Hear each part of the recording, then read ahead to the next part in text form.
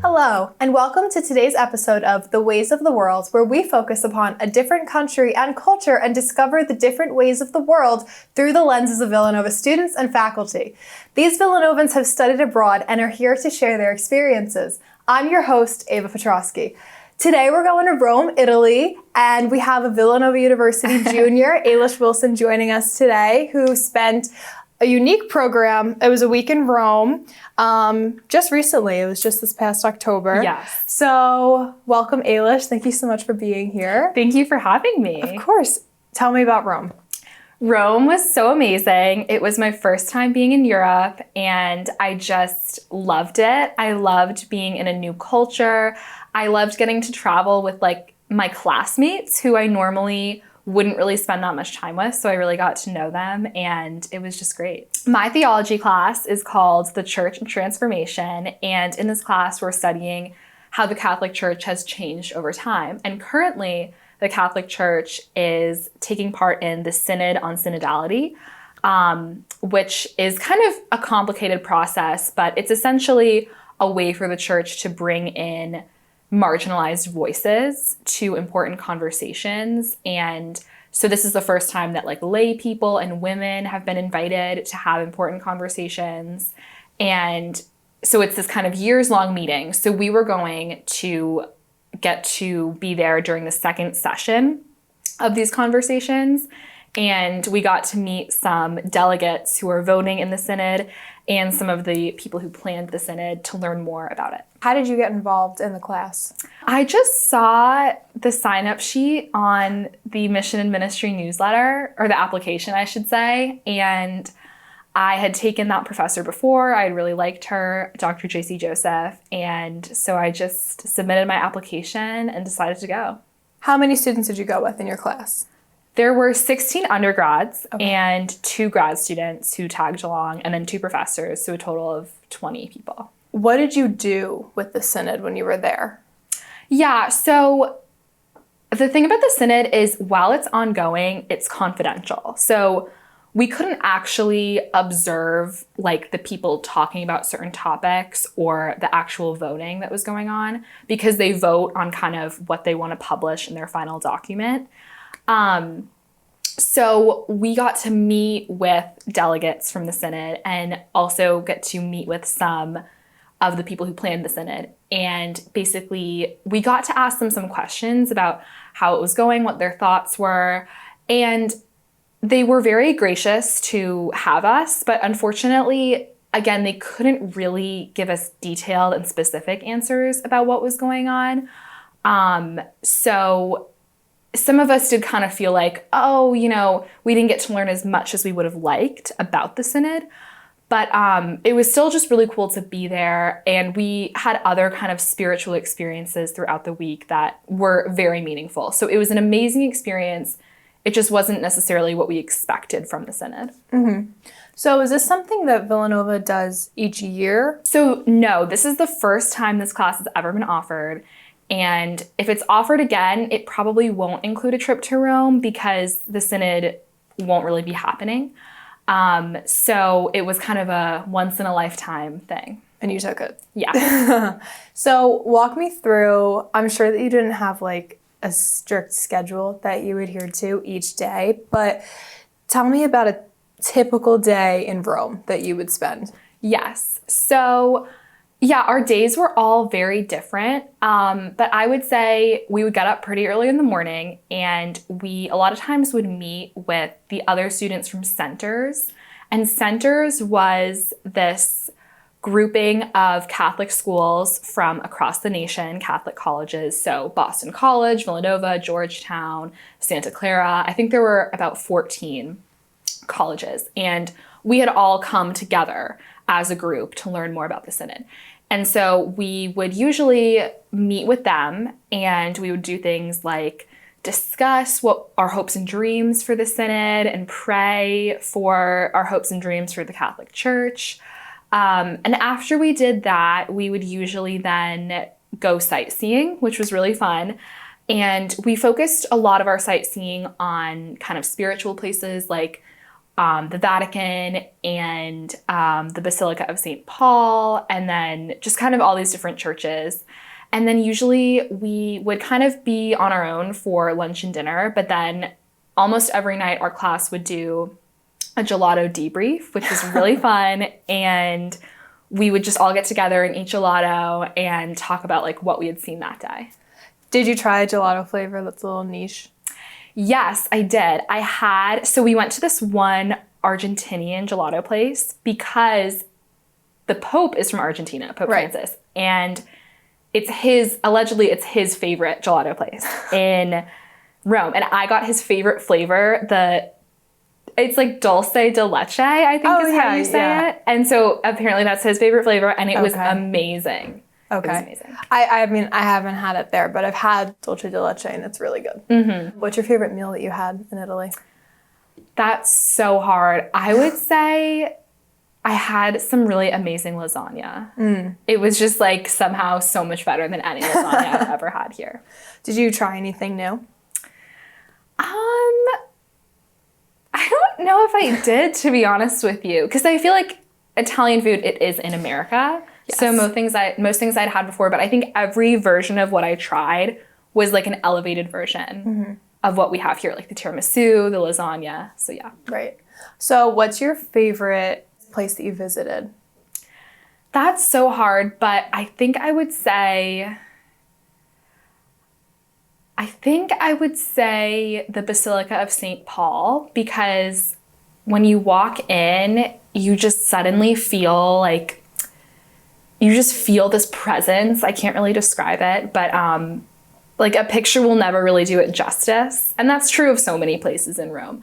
But just getting to be in that space was so cool. And we went at a really good time where there weren't that many tourists there. So it was just like this huge empty basilica, and you could really just take it all in, and it was amazing. What was the weather over there in October? It was warmer than I expected. It would be usually 70s and 60s. So, and we were doing a lot of walking. So it was hotter than I expected. Oh, awesome. How long was the flight over there?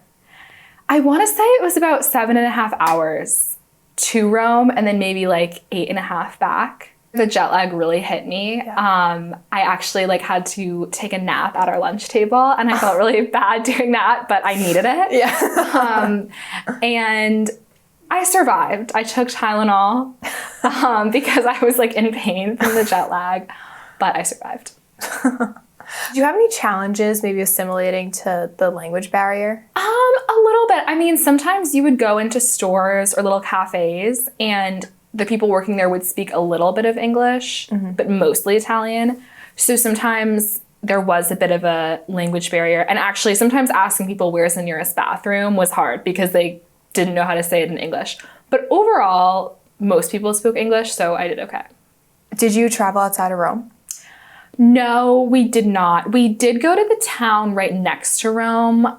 I forget exactly how it's pronounced. I think it's Trastevere, which is this really adorable town, but it's right next to Rome, so it's very similar to it. Yeah. If you could describe Rome in 3 words, what words would you choose? I would say ancient, spiritual, and bustling. Ooh, I like that one. Why? Thank you. Why bustling? Or why all of them? I mean, ancient because you truly you are in an ancient city.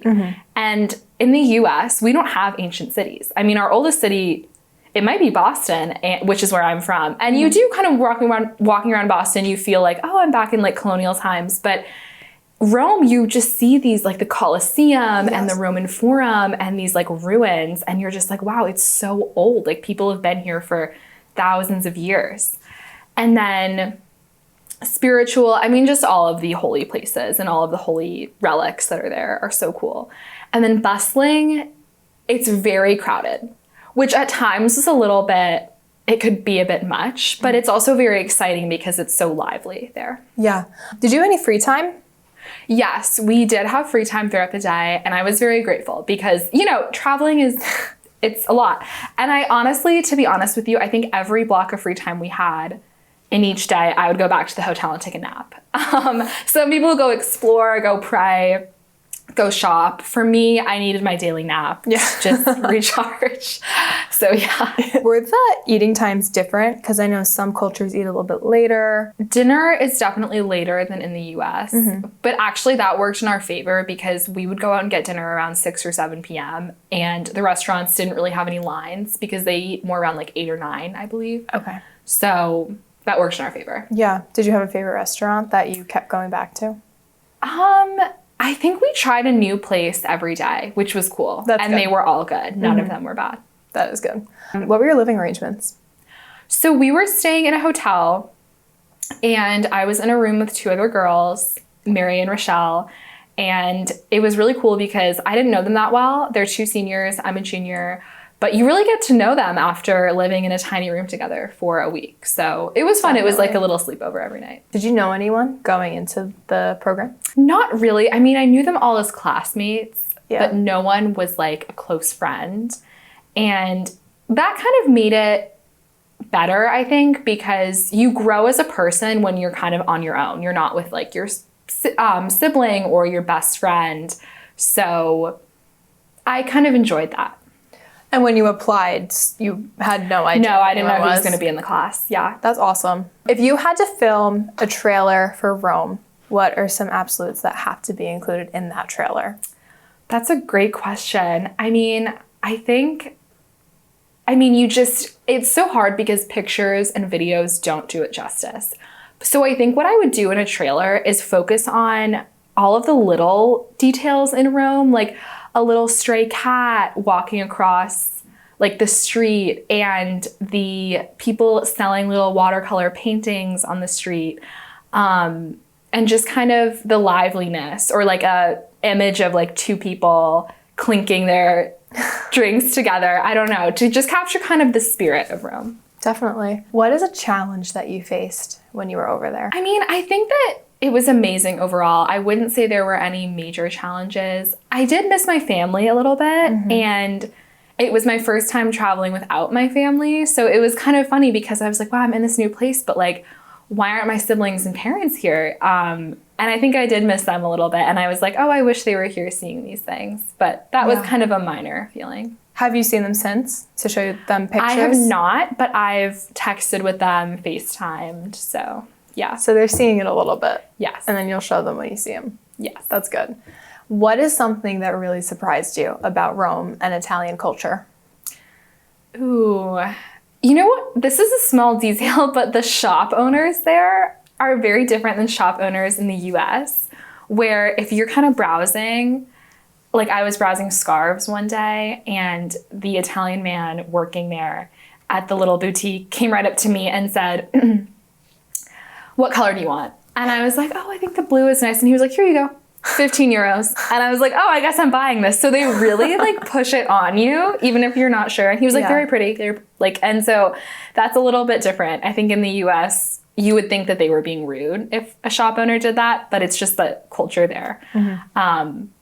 So did you get the blue scarf? I did. It worked on me. Yeah, it did. And I'm kind of a people pleaser. So then I was like, well, now I have to buy this. So, have you worn it around campus? I haven't. It's a bit formal. Okay. And actually I was thinking to myself when I got back, when will I wear this scarf? But it's a keepsake. You made the shop owner really happy. I'm sure I did. So yeah. You had that. If you could redo your Rome experience, what would you change or do differently if you would do anything differently at all? Maybe you wouldn't. That's a good question. I don't know if I would do anything differently. Yeah, I think everything was good. I think I went into it with an open mind and I just didn't know what to expect, but that was a good thing. Yeah. Do you have a favorite memory from the trip? Yes, I think one of my favorite memories was on the final night, our whole class had dinner together with our professors and everyone was laughing and we did a toast and the energy was really high. And then we walked out of the restaurant and realized it had started pouring rain. And our hotel wasn't too far away, so we were all just gonna walk back and we all just kind of took off running and just running through the streets of Rome at night in the rain after having that great dinner was just so cinematic and such a perfect way. And we were all laughing.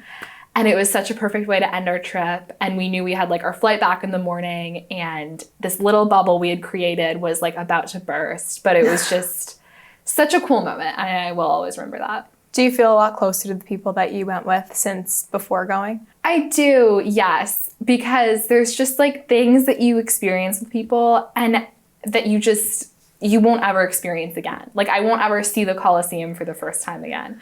And it's funny because I don't think any of them have become my new best friends, but we will always, when we see each other, have this memory of our time in Rome. Yeah. What was your reaction to seeing the Colosseum for the first time? I thought it was really cool. And again, you can see like just how ancient the city is when you see this huge building. To be honest, me and my friend who I was with, Vincent, we didn't want to pay the 40 euros to actually go inside the Colosseum. We were like, I think just looking at it from the outside is enough. So that's kind of all we did. Yeah. But it was really cool. Was there anything that you saw that just made you stop in your tracks and go, wow, that's beautiful? I mean, seeing the Pope was amazing. And I mean, stop in my tracks, we were stopped in our tracks because we were waiting to see him. But just when you see him, he came by on his Pope mobile and he just had the kindest, most humble smile on his face. And it's just seeing him after just seeing pictures and videos of him for so long was so cool. And that is another moment I just won't forget. Yeah. Did you go to Vatican City often? We did a tour on the first day, and then we would go to the Basilica. We would like meet there, and we went to the Pope's general audience that one day. But I think we were actually in Vatican City once for the tour, and then a second time when we got to hear from some of the Synod planners. So twice. Okay, awesome. So my last question for you is, do you have any advice for people who really want to travel to Rome? Ooh, yes, I think I do. I think I would say that expect the unexpected, because there's a lot of things that will surprise you about Rome. But ultimately, it's such a cool place. Like, it's so special, and just take it all in. Like, take in the food, the smells, the accents, and all the different things you can see. Like, there's just, you're never going to run out of things to do there. So pack your days with as much as you can. That's beautiful. Ailish, thank you so much for being here today. You're welcome. And for sharing with us your extremely unique experience. That's incredible, and I'm really happy that you got to do that. Thank you so much for watching today's episode of The Ways of the World. I'm Ava Petrosky. Stay tuned for our next segment.